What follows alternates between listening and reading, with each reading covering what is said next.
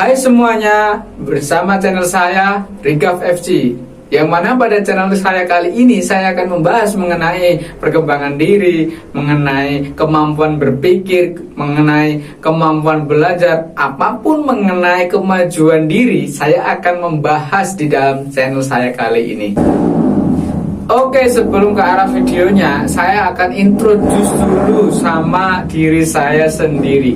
Perkenalkan, nama saya Rijaluddin, kamu bisa memanggil saya Rijal. Pada kesempatan kali ini, saya akan membahas mengenai bagaimana cara saya untuk meningkatkan diri dalam hal public speaking. Bagaimana cara saya melawan rasa malu untuk berbicara di depan kamera, berbicara di depan publik, apapun yang mengatasi rasa malu. Berikut tipsnya. Berbicara di depan umum merupakan sesuatu hal yang sering menjadi kendala bagi banyak orang, bukan tanpa alasan. Karena ketika orang berbicara di depan umum, banyak orang merasa minder, kaku, bahkan gak bisa ngomong. Itu banyak terjadi di berbagai wilayah atau di berbagai tempat. Tapi itu semua bisa dilatih, bisa dikerjakan, atau bisa dilakukan dengan proses yang ada. Namun pada dasarnya itu bisa dilakukan ketika Anda sudah tahu caranya. Berikut cara-caranya. Tapi sebelum menginjak ke caranya, saya akan menjabarkan terlebih dahulu data yang dipaparkan dari Profesor Talise Ali dari College London. Diberitakan bahwasannya 30% akar dari masalah orang yang tidak bisa berbicara di depan umum atau di depan kamera yaitu genetika. Selebihnya 70% itu lingkungan. Berarti 70% dari orang yang bisa berbicara di depan umum itu berasal dari lingkungan. Ketika Anda mau untuk bisa expert atau bisa menjadi orang yang ahli di bidang public speaking, cobalah Anda bergabung ke komunitas, mencoba ke arah yang lain, atau bergabung sebuah kumpulan yang bisa menunjang public speaking, atau apapun yang bisa menunjang skill Anda. Namun, cara ini tentu akan sangat efektif ketika Anda bergabung dengan lingkungan atau komunitas yang tepat. Maka dari itu, tidak dipungkiri bahwasannya ketika Anda bergabung dengan suatu wadah yang pas buat Anda, maka grow Anda untuk menjadi lebih baik akan jauh lebih besar dibandingkan Anda untuk survive atau berjuang sendiri. Berikut tips yang saya paparkan untuk mengubah pola dari yang jadi pemalu menjadi pribadi yang lebih berani. Berikut contohnya.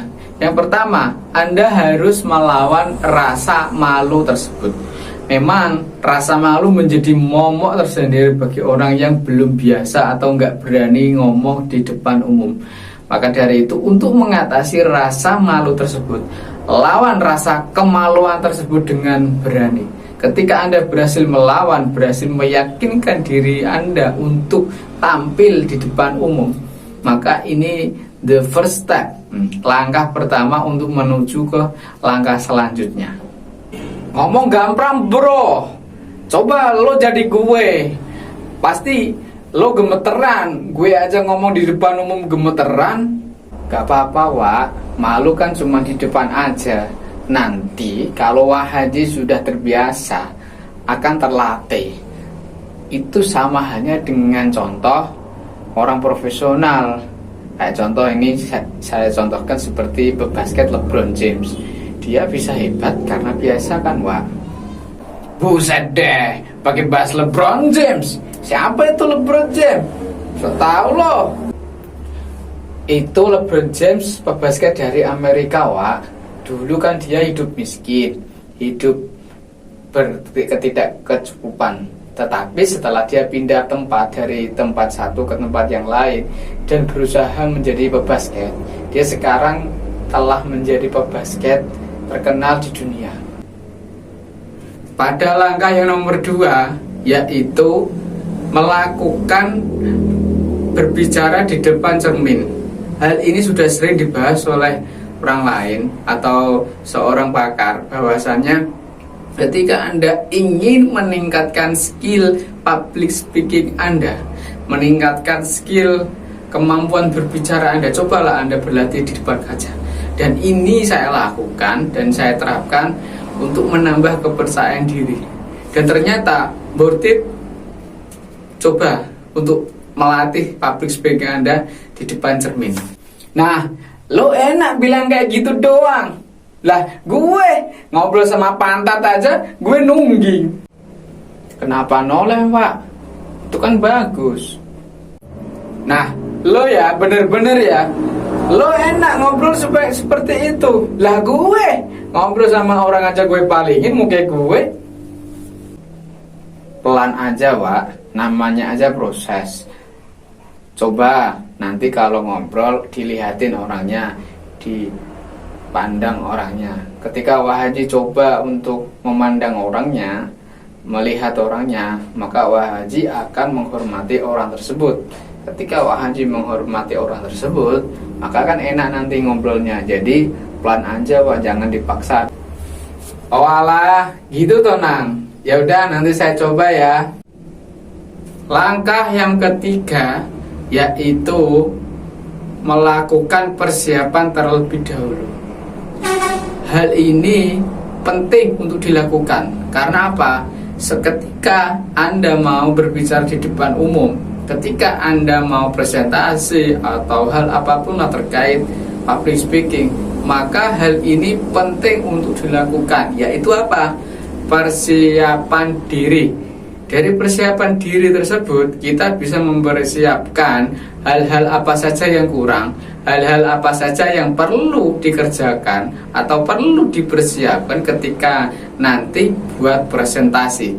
Ini penting. Seorang Bill Gates aja sebelum presentasi, dan banyak orang menyukai, dan presentasi beliau dari Bill Gates itu kan sangat-sangat memukau. Itu persiapannya sangat-sangat luar biasa. Maka tidak heran hasilnya pun sangat-sangat luar biasa. Maka dari itu, untuk mencegah namanya demam panggung, persiapan itu penting. Maka dilakukan terus-menerus untuk mempersiapkan diri untuk presentasi. Demam panggung itu apa, Nang? Demam panggung itu, Wak, namanya ketika Wahaji coba untuk tampil di depan umum, tampil untuk di banyak orang, dan Wahaji merasa gugup, canggung, atau bahkan merasa gelagapan dalam berbicara, itu dinamakan demam panggung, Wak. Wah, itu gue banget, Nang. Gak apa-apa, Wak, sabar, santai aja dan nikmati prosesnya. Namanya mencoba, itu ada progres dan proses. Dan ketika itu terjadi, nanti Wahaji akan terbiasa. Ketika terbiasa, itu akan jauh lebih baik ya, Wak. Dan butuh proses. Mie aja kan, Wak, itu butuh proses untuk memasak. Wahaji ingin makan mie misal nih, tapi kan harus melalui proses dimasak dulu, direbus dulu untuk menjadi mie. Nah, sama halnya dengan seperti itu, Wak. Padahal mie itu kan mie instan, tapi kenapa kok nggak langsung dimakan? Kenapa kok harus diproses, dimasak atau direbus? Nah, itu namanya proses ya, Wak. Langkah yang nomor 4 yaitu berbicara dengan gayanya sendiri.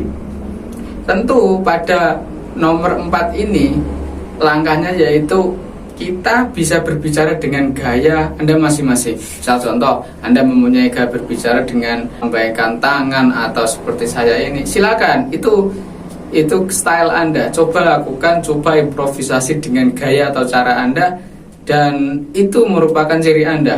Ketika Anda terbiasa, ketika Anda sudah mulai menemukan style Anda, coba lakukan, coba teruskan, dan coba improvisasi gaya Anda.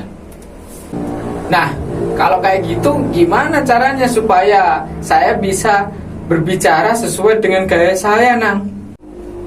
Yang Wak Haji suka aja gayanya, nggak perlu seperti saya nih dengan gaya berbicaranya. Menurut Pak Haji nyaman cara atau gaya berbicara Wak Haji, coba aja itu lakukan senyamannya aja, gitu ya Pak ya. Kesimpulan dari video kali ini yaitu genetika atau bawaan dari lahir tidak menentukan, tidak menyebabkan Anda tidak bisa berbicara di depan umum.